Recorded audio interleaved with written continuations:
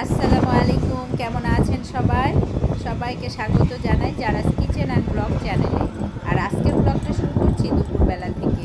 দেখতেই পাচ্ছেন আমি রাস্তার ভিতরে আসলে যাচ্ছিলাম দাওয়াত খেতে। আমার মামার বাসায় মামাতো ভাইয়েরা দাওয়াত করেছে, সেখানে পরিবারের সবাই মিলে যাচ্ছি। তো আমার সঙ্গেই থাকেন। আর আমার ভিডিও যদি আপনাদের ভালো লাগে তাহলে অবশ্যই আমাকে সাবস্ক্রাইব করবেন, বেশি বেশি করে শেয়ার করে দিবেন ভিডিওটা, লাইক করবেন এবং কমেন্ট করে জানাবেন কেমন হয়েছে। আপনারা যদি আমার পাশে থাকেন, আমাকে সাপোর্ট করেন, তাহলে হয়তো আমি আরও কিছুটা এগিয়ে যেতে পারবো। তো আশা করছি অবশ্যই আপনারা আমার সাথে থাকবেন। তো যাই হোক, আমরা কিন্তু কথা বলতে বলতে অলরেডি মামার বাসায় চলেও এসেছি। রিক্সা থেকে নেমে যতই বাড়ির কাছাকাছি যাচ্ছিলাম, ততই মনের মধ্যে স্মৃতিগুলো ফিরে ফিরে আসছিল। মামার বাড়ি মানেই অনেক মধুর স্মৃতি। কত দিন, কত সময় এখানে থেকেছি, কত আনন্দ করেছি, কত ভালো লাগার সময় এখানে পার হয়েছে মামাতো ভাই বোনদের সঙ্গে, মামিদের সঙ্গে। আমার মামিরা ভীষণ ভালো, তাদের সাথে আমার বন্ধুর মতো সম্পর্ক। তবে দুঃখের বিষয়, মামা আর বেঁচে নেই। আমার মা মারা যাওয়ার 1 মাস পরেই আমার মামাও মারা গিয়েছেন। একটা মজার বিষয় কি জানেন, আমার মামা আর মা দুজনের মধ্যে এত মিল ছিল, আবার মারাও গেলেন দুইজন 1 মাস পর পর। আমার মা আর মামার জন্য আপনারা সবাই দোয়া করবেন, আল্লাহ তাআলা যেন তাদেরকে জান্নাতুল ফেরদৌস দান করেন। তো দেখতেই পাচ্ছেন আমার মামার বাসাটা বেশ বড়, চারপাশে শুধু ঘর আর ঘর। আর এই যে এখানে মেহমানদের জন্য রান্না বান্না করে রাখা হয়েছে বড় বড় হাঁড়িতে করে। আর এগুলো কিন্তু আমার মামাতো ভাইয়ের বউরা সব নিজে হাতে রান্না করেছে। তো এই দিক দিয়ে আমি আমার ছোট মামাতো ভাইয়ের সঙ্গে বাইরে এসেছিলাম। ও কিছু গাছপালা লাগিয়েছে, সেগুলো আমাকে দেখাচ্ছিল। অনেক ধরনের ফুল গাছ লাগিয়েছে। আসলে না, আমার মামাতো ভাই সবগুলোই ভীষণ শৌখিন। ওরা ছোটোবেলা থেকেই দেখতাম বিভিন্ন রকম গাছপালা, পশু পাখি পোষা, এগুলোতে ভীষণ আগ্রহী ছিল এবং এখনও তাই করে।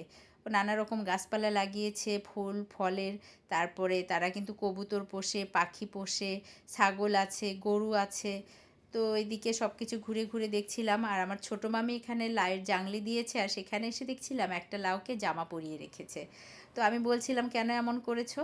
ও বলছিল যে মাছি ধরে, সেই জন্য কাপড় দিয়ে আর কি ঢেকে রেখেছে।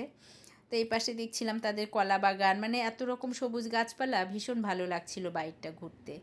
তো খাবার সময় হয়ে গেছে, এসে দেখি খাবারের আয়োজনও অনেক কিছু করা হয়েছে এখানে। রোস্ট, গরুর মাংস, ডিম, পোলাও, দাওয়াতের জন্য যা যা হয় আর কি আমাদের বাঙালি পরিবারে, সব কিছুরই অ্যারেঞ্জমেন্ট করে রেখেছে। আমাদের পরিবারের আমরা যারা এসেছিলাম সবাই মিলে কিন্তু খেতে বসে গেছি। আর এখানে আমার মামাতো ভাই, তার ছেলে, আমার মামাতো ভাইয়ের বউরা সবাই মিলে আর কি খাবার পরিবেশন করছিল। ভীষণ আনন্দঘন একটা পরিবেশ ছিল।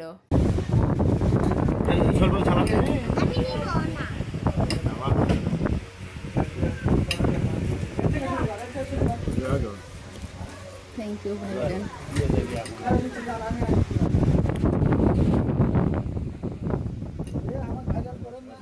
তো যেহেতু আমি ভিডিও করছিলাম, তো আমার মামাতো ভাইরা ওরা বলছিল যে আমরা ভাইরাল হয়ে যাব।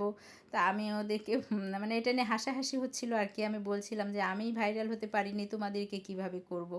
তো যাই হোক, আমাদের খাওয়া দাওয়া শেষ হলে কিন্তু আবার বাকি যারা আত্মীয় স্বজন এসেছিল তারাও বসে গিয়েছে। এখানে আমার আরও মামা মামাতো ভাইরা আছে, তারা খাচ্ছে।